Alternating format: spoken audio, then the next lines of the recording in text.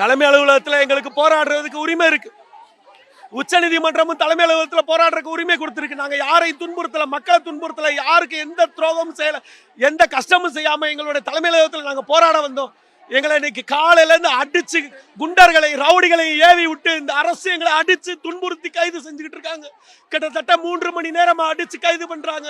பல பெண் ஆசிரியர்கள் மயங்கி விழுந்திருக்காங்க. ஆனாலும் குற்றுயிரும் கொலையுருமா எங்களை கொன்று குமிச்சுக்கிட்டு இருக்காங்க. பொதுமக்களும் அரசியல் கட்சிகளும் சமூக ஆர்வலர்களும் எங்களுடைய தோழமை இயக்கங்களும் இதுக்காக குரல் கொடுக்கணும், எங்களுக்காக களமிறங்கி போராடணும். இவர்கள் கொடுத்த வாக்குறுதியை கேட்டா எங்களை அடிச்சு துன்புறுத்துறாங்க. எங்களை கொன்று குமிச்சாலும் நாங்கள் இன்று இரவுல முழுதும் போராட்டத்தை தொடருவோம். எத்தனை நாள் ஆனாலும் எங்களுடைய போராட்டத்தை நிறுத்த மாட்டோம். இந்தியாலேயே சிறந்த மாநிலம், கல்வி தரத்துல சிறந்த மாநிலம்ன்றீங்க.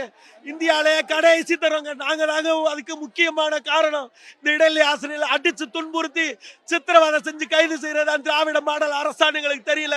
தமிழக முதல்வர் தலையிட்டு இந்த பிரச்சனையை முடிக்கிற வரையிலும் எத்தனை பேர் என்ன நடந்தாலும் எங்களை சிறையில் அடைச்சாலும் குண்டர் சட்டத்தில் கைது பண்ணாலும் எங்களுடைய போராட்டம் தொடரும். கோட்டையில எங்களுடைய கோரிக்கைகள் நிறைவேறாவிட்டால் கோட்டை கதவு திறந்திருக்கும், வந்து கோட்டையில கேளுங்கன்னு சொன்னாங்க. நாங்க எங்க உரிமையை தானே ஓட்ட போட்டுட்டு கேட்க வந்தோம். அதுக்கு எங்களை போலீஸை வச்சு ஏவி லேடி டீச்சர் ஆசிரியர்கள்னு கூட பார்க்காம இந்த மாதிரி செய்வது நல்லா இருக்கா? நாங்க தானே ஆசிரியர்கள் தானே மாணவர்களுக்கு முன்னுதாரணமா இருப்போம். எங்களை இந்த அளவுக்கு குண்டர்கள் எல்லாம் வச்சு தூக்க சொல்றது நல்லா இருக்கா இந்த அரசுக்கு? இது நியாயமா?